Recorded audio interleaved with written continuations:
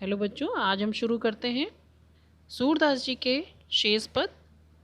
मैंने अपने पहले वीडियो में 2 पदों का वर्ण व्याख्या की थी। अब देखते हैं शेष 2 पदों की व्याख्या। तो जैसा कि आपको पता है कि सूरदास जी के पद के नाम से ही आपको ज्ञात होता होगा कि इसके कवि सूरदास जी हैं। ये हिंदी साहित्य के महान कवि माने जाते हैं। ये भक्ति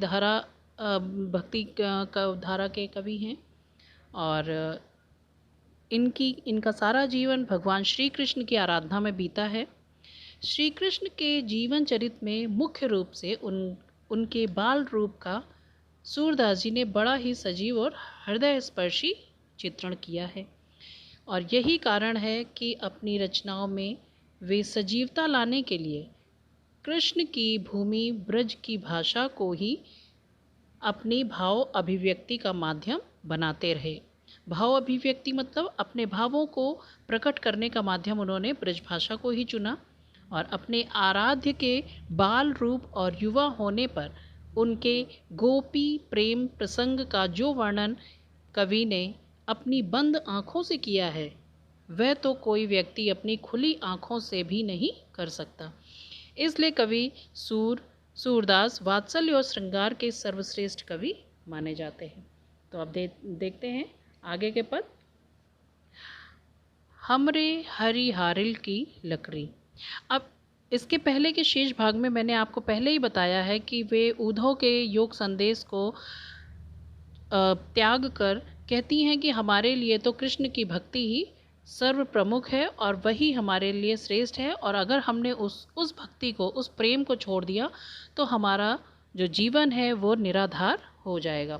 और उसी प्रसंग में वे अपना आगे बढ़ती हैं और अपने प्रेम की दृढ़ता को साबित करते हुए कहती हैं, हमारे हरि हारिल की लकड़ी की कहती हैं हमारे जो श्री कृष्ण हैं जिनके प्रति हमारा अगाध प्रेम है वे हमारे लिए हरि अर्थात श्री कृष्ण हारिल की लकड़ी के समान है। कौन? श्री कृष्ण जी हमारे लिए हारिल की लकड़ी के समान है। यहाँ पर हारिल की लकड़ी से तात्पर्य है, हारिल एक ऐसा पक्षी है जो अपने पैरों पर एक छोटी सी डंडी जीवन पर्यंत लिए रहता है और उसको ये विश्वास होता है मन में कि शायद अगर वो लकड़ी उसके हाथ से या उसका सहारा है वो उसके जीवन का और अगर वो उससे छूट गया तो उसका जीवन निरर्थक है और वह मृत्यु को प्राप्त हो जाएगा। तो उसी तरह वो अपने आप को कहती हैं कि हमारी स्थिति तो उस हारिल पक्षी के समान है जिसने कृष्ण को उस लकड़ी के समान पकड़ रखा है। अर्थात वो लकड़ी कृष्ण जी हो गए और हारिल पक्षी गोपियाँ अपने आप को बताती हैं कि हमारे हरि हारिल के लकड़ी, कि हमारे श्री कृष्ण जो हैं, हमारे इष्ट देवता जो हैं, वो हमारे लिए हारिल की लकड़ी के समान हैं। मन क्रम वचन नंद नंदन उर। फिर कहती हैं जिस लकड़ी को अर्थात श्री कृष्ण को हम सब ने मन, अपने कर्म, अपने वचनों से नंद नंदन अर्थात नंद के उस लाल अर्थात श्री कृष्ण को और हृदय में यह दृढ़ करी पकड़ी, बहुत ही दृढ़ता, बहुत ही मजबूती से उनको अपने हृदय में स्थापित कर लिया है, जिस प्रकार से हारिल का पक्षी उस लकड़ी को पकड़े रहता है। अपने कृष्ण प्रेम के प्रति दृढ़ निष्ठा प्रकट करते हुए ऐसा गोपियाँ कहती हैं कि हमारे प्रभु श्री कृष्ण हारिल पक्षी की लकड़ी के समान हैं जिन्हें हमने मन, कर्म और वचन के द्वारा बड़ी दृढ़ता से पकड़ रखा है। फिर कहती हैं आगे, जागत सोवत स्वप्न दिवस निसी कान्ह कान जकरी। फिर कहती हैं और उस प्रेम को, उस कृष्ण के प्रेम को हम सब ने जागते सोते स्वप्न अर्थात सपने में, दिवस दिन में, निसी रात में, कान कान जकरी कहती हम सब कान्हा कान्हा ही रटते रहते हैं। कब? जागते सोते सपने में, सुबह रात। तो कहती है तात्पर्य है कि जागते सोते स्वप्न में दिन रात हम बस कान्हा कान्हा ही रटती रहती हैं। और फिर कहती हैं और ऐसे में तुम हमारे तुम योग की बातें हमारे लिए लेकर के चले आए। सुनत जोग लागत है ऐसो, ज्यों करुई ककरी। फिर कहती हैं और ऐसा हमारा मन उनके प्रेम में एकाग्र है, और ऐसे में तुम हमारे लिए योग संदेश ले आए।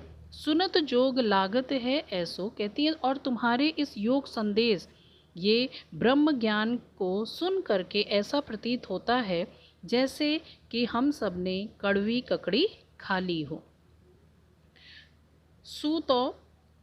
सूतो व्याध हमको ले आए, देख सुनी न करी। फिर कहती हैं और तुम तो ऐसा प्रतीत होता है कि हमारे लिए एक व्याधि अर्थात एक रोग, एक प्रकार का रोग लेकर के आए हो, जिसको हम सब ने ना कभी देखा है और ना सुना है।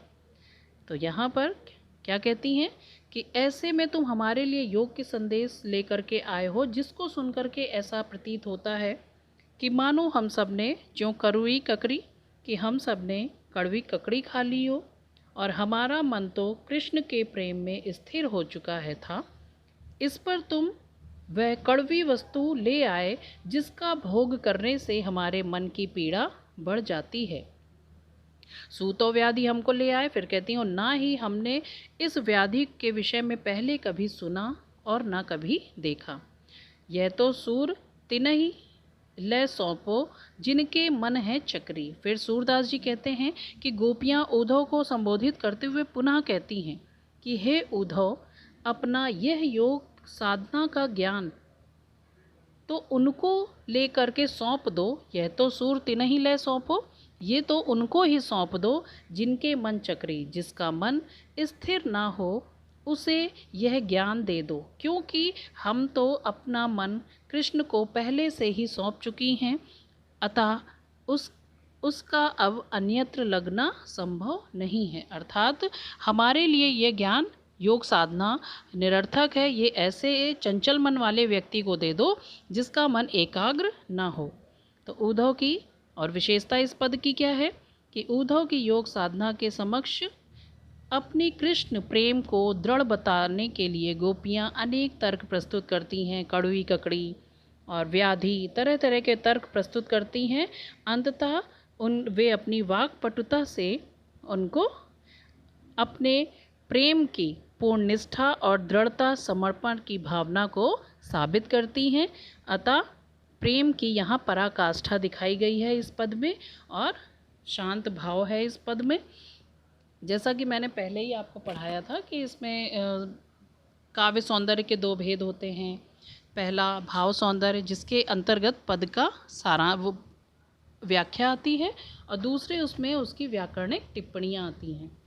तो व्याकरणिक टिप्पणी में क्या है कि पहले पद में देखिए, यही इसी पद में हमरे हरि हारिल की लकड़ी, इसमें अनुप्रास अलंकार है। फिर तीसरी लाइन में कान कान जकरी में पुनरुक्ति प्रकाश अलंकार है, और ज्यों करुई ककरी इसमें उत्प्रेक्षा अलंकार है। और इसी प्रकार भाषा ब्रज, शैली संवादात्मक इत्यादि और रस शांत है। अब बढ़ते हैं चौथे पद की ओर कि हमारे सूरदास जी जो हैं ये ब्रज भाषा के सर्वश्रेष्ठ कवि हैं। तो इन्होंने इसमें व्याख्या क्या की है कि सूरदास जी इसमें कहते हैं कि गोपियाँ बहुत ही ज्ञानी होती हैं, वाक पटुता में वाक चातुर्यता से कुशल होती हैं। और इसके बाद आगे उद्धव से सबको संबोधित करते हुए कहती हैं हरि हैं राजनीति पड़ जाए। फिर कहते हैं कि ऐसा प्रतीत होता है, गोपियाँ उनको मधुकर कहकर के संबोधित करते हुए कहती हैं कि हे उद्धव, ऐसा प्रतीत होता है कि हमारे प्रभु ने अब राजनीति पढ़ ली है। समझी बात कहत मधुकर के समाचार सब पाए। हे मधुकर, हम तुम्हारी सारी बात समझ गए हैं और वहाँ के सब समाचार भी प्राप्त कर लिए हैं।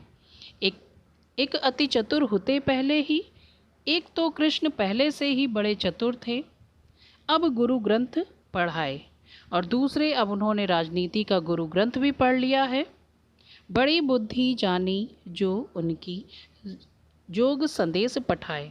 और तुमने जो योग का संदेश उन्होंने जो हमें योग संदेश देने के लिए भेजा है, उसी से हम सारी बात समझ गईं कि अब उनकी बुद्धि और भी बढ़ गई है। गोपियाँ कहती हैं, उधो भले लोग आगे के पर हित डोलत धाय, कि हे उधो, पहले के लोग ही भले थे जो दूसरों के कल्याण के लिए घूमते फिरते थे। अब अपने मन फेर पाहिए, चलत जू होते चुराए। अब हम अपना मन उनसे फिर से वापस ले लेंगी, उस कृष्ण जी से जो उसे चुरा कर जाते समय ले गए थे। ते क्यों अनीत करें आपुन, जे और अनीत छुड़ाएं। फिर कहती हैं, जो दूसरों को अन्याय से मुक्त कराते हैं, वे कृष्ण हम पर, जो कि उनके अपने हैं, उन पर ही क्यों अन्याय कर रहे हैं। अर्थात यह जानते हुए भी कि हम उनके प्रेम में मग्न हो चुके हैं, उन्होंने तुम्हें ये योग संदेश देकर हमें समझाने के लिए भेज दिया। राजधर्म तो यह है, सूर जो प्रजा न जाई सताए। सूरदास कहते हैं कि गोपियाँ उद्धव को समझाते हुए कहती हैं कि हे उद्धव, सच्चा राजधर्म तो यह है कि जिसमें उसकी प्रजा न सताई जाए। ये पूरी व्याख्या इसमें हो गई। इसमें कवि सूरदास जी ने इस पद में उद्धव से बात करते हुए गोपियाँ उन्हें मधुकर कहकर संबोधित करती हैं, ऐसा दिखाया है। और कृष्ण की राजनीति पढ़ लेने पर वे उद्धव को ताना भी मारती हैं। गोपियाँ अंत में उद्धव को राजधर्म वाली बात बताकर सच्चा राजधर्म प्रजाहित को बताती हैं। और इस कथन से सूरदास की लोक धर्मिता की विशेषता का पता चलता है।